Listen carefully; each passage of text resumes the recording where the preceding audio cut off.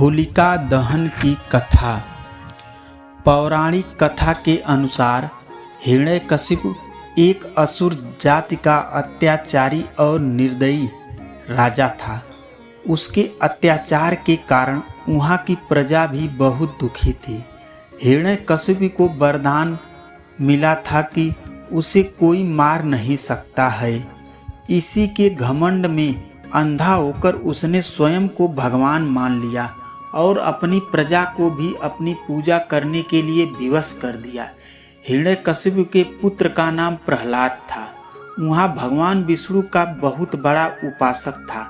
प्रहलाद अपने पिता द्वारा स्वयं को भगवान मानने की बात का विरोध किया करता था, जिसके कारण हिरण्यकशिपु क्रोधित हो जाता था।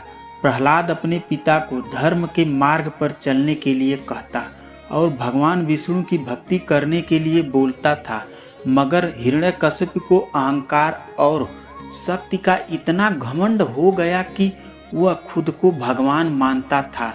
हिरण्यकशिपु को जब पता चला कि उसका पुत्र प्रहलाद दिन रात भगवान विष्णु की आराधना करता है, अपने पिता को नहीं, तब उसे इतना क्रोध आया कि उसने प्रहलाद को मारने के लिए कई षड्यंत्र रचे, मगर वह असफल रहा।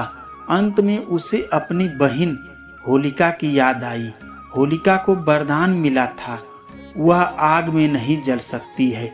इसी का फायदा उठाकर उसने प्रहलाद को आग में जलने की चाल चली और अपनी बहन के पास गया और उसको बोला कि तुम प्रहलाद को गोद में ले जाकर आग में बैठ जाना। तब होलिका हिरण्यकशिपु के कहे अनुसार प्रहलाद को आग गोद में लेकर लकड़ियों के ढेर पर बैठ गई, मगर प्रहलाद भगवान विष्णु का भक्त था, तो उसे भला क्या हो सकता था। उल्टा होलिका अपने वरदान में मिली आग में ही जलकर राख हो गई और भगवान विष्णु ने अपने भक्त प्रहलाद को बचा लिया। इसी घटना को हम सब होली के दिन यानी होलिका दहन के रूप में मनाते हैं। इसके बाद भगवान विष्णु ने नरसिंह अवतार लेकर हिरण्यकशिपु का अंत भी कर उस आतंक से सबको मुक्त कर दिया और हिरण्यकशिपु को उसके बुरे कर्मों की सजा मिल चुकी थी। इस तरह धर्म की अधर्म पर विजय हुई। धन्यवाद दोस्तों।